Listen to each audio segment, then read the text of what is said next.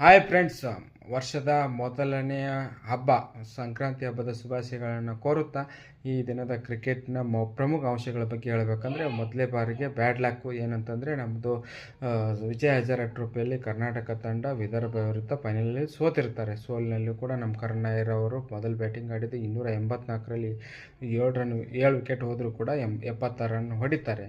ನಮ್ಮ ಪಡಿಕ್ಕಲ್ ಅವರ ದಾಖಲೆಗಳು ಏನಂದರೆ 2019 ಕೋವಿಡ್ ಟೈಮಿಂದ ಇಲ್ಲಿವರೆಗೂ 600+ 3 ಸಲ ಹೊಡೆದಿರ್ತಾರೆ, 700+2 ಟೈಮ್ ಹೊಡೆದಿರ್ತಾರೆ. ಇವತ್ತಿನ ಫೈನಲ್ ಪಂದ್ಯದಲ್ಲಿ 19 ಬಾಲಲ್ಲಿ 4 ರನ್ ಹೊಡೆದು ನಿರಾಶೆಯಾಗಿರ್ತಾರೆ.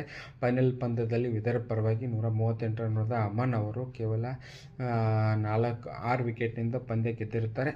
ಸೋಲು ಗೆಲುವು ಪಂದ್ಯದಲ್ಲಿ ಇದ್ದೇ ಇರುತ್ತೆ. ರನ್ನರ್ ಅಪ್ಗೆ ಖುಷಿ ಪಡೋಣ.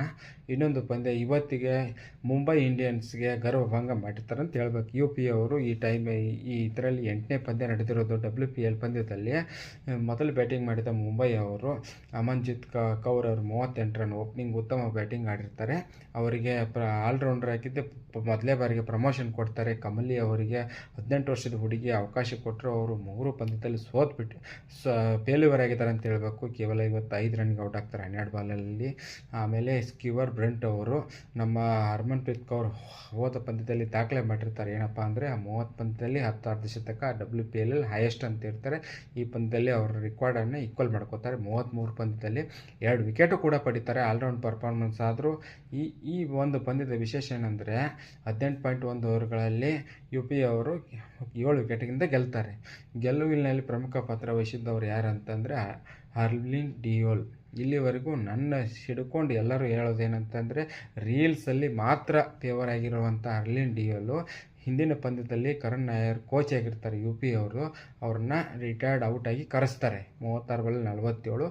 ಅವ್ರು ಕರೆಸಿದ ಮೇಲೆ 4 ಓವರಲ್ಲಿ ಕೇವಲ 13 ರನ್ ತೆಗಿತಾರೆ UP ಅವರು. ಬಟ್ ಗಂಭೀರ್ ಅವರು ಕೋಚ್ ಅವರ ಏನಪ್ಪ ಅಂದರೆ ಅವ್ರ ಕರ್ತವ್ಯ ನಿರ್ವಹಿಸುತ್ತಾರಂತೆ. ಗಂಭೀರ್ ನೋಡಿ, ವಿರಾಟ್ ಕೊಹ್ಲಿಗೆ ರೋಹಿತ್ ಶರ್ಮನ ಭಾರತ ತಂಡದಿಂದ ಹೊರಗೆ ಹಾಕೋಕ್ಕೆ ಭಾಳ ರಾಜಕೀಯ ಪಾಲಿಟಿಕ್ಸ್ ಮಾಡ್ತಾರೆ. ನೇರವಾಗಿ ಹೇಳ್ತಾ ಇದ್ದೀನಿ.